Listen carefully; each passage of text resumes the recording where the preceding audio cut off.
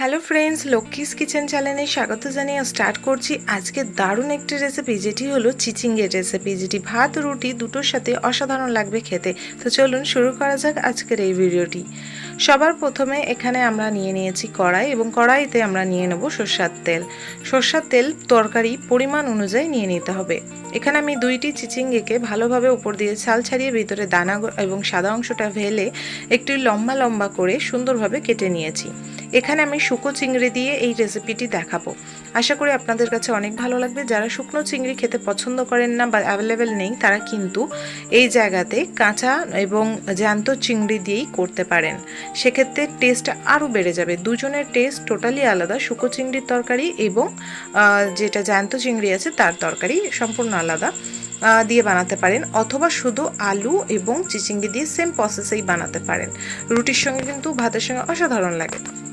সবার প্রথমে তেলের মধ্যে দিয়েছি হাফ চামচ পাঁচ ফোড়ন ফুটে উঠলে এখানে বড় সাইজের একটা পেঁয়াজ কুচিয়ে দিয়ে দেব। পেঁয়াজটাকে হালকা করে প্রথমে গরম তেলে হালকা করে ভেজে নেব। হালকা একটু ভাজার পর এখানে আমরা দিয়ে দেব আলু। এখানে ব্যবহার হবে আলু, চিচিঙ্গে, কাঁঠালের কিছু দানা এবং তার সাথে শুকনো চিংড়ি। অসাধারণ খেতে হয়েছিল। আপনারা প্লিজ ঘরে একবার ট্রাই করে অবশ্যই আমার কমেন্ট সেকশানে এসে জানাবেন। রান্নাটা কেমন হয়েছে সেটা তো জানাবেন, কিন্তু রান্নাটা না খেলে বুঝবেন না যে কতটা সুস্বাদু হয়েছিল। তো সবার প্রথমে এখানে আমরা আলু এবং কাঁঠালের কিছু দানা আমরা দিয়ে দেব।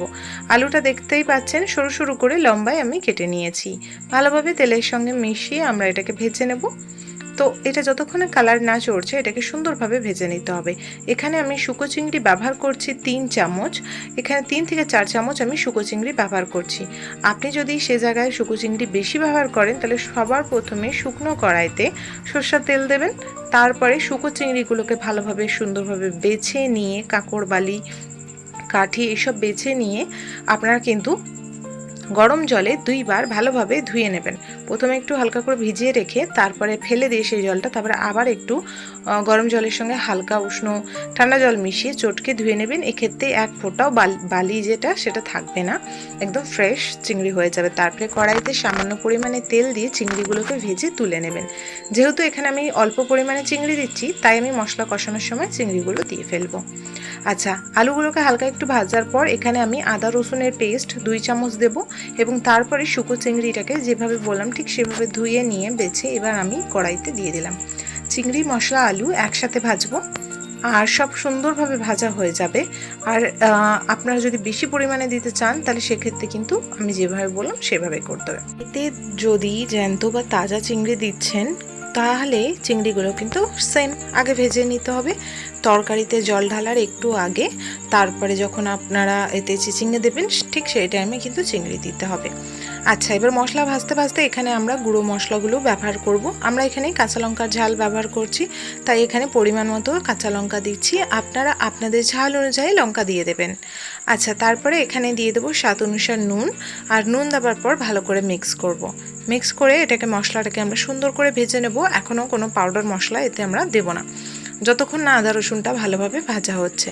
আদা রসুন ভালোভাবে ভাজা হয়ে যাবার পর এখানে সামান্য পরিমাণে জল দিয়ে গুঁড়ো মশলা অ্যাড করব। গুঁড়ো মশলার মধ্যে অ্যাড করব জিরে গুঁড়ো এবং ধনে গুঁড়ো। মশলা কমপ্লিটলি ভাজা হয়ে গেছে। এই সময় কিন্তু আমরা ধনে গুঁড়ো 1 চামচ এবং জিরে গুঁড়ো 2 চামচ দিয়ে দেবো। দিয়ে এতে কিন্তু আমরা ভালো করে নাড়াচাড়া করে সঙ্গে সঙ্গে এতে আমরা চিচিঙ্গেটি তুলে দেবো। মশলা দেখতেই পাচ্ছেন ভালোভাবে কষানো কমপ্লিট। এবার চিচিঙ্গেটা আমরা তুলে দেবো। এবার চিচিঙ্গেটা দিয়েও চিচিঙ্গেটাকে আমরা ভালো করে এর সাথে একটু হালকা করে ভেজে নেব।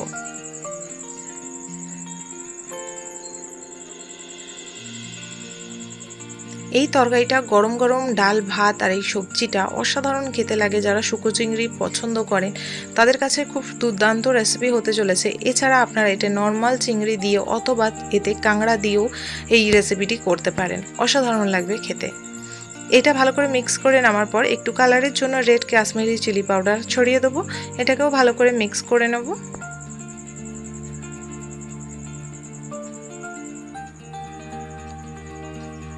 ভালো করে মিক্স করে নিলাম, দেখতেই পাচ্ছেন। আর মশলাগুলো খুব সুন্দরভাবে ভাজা হয়ে সুন্দর একটা স্মেল তরকারির আসছে।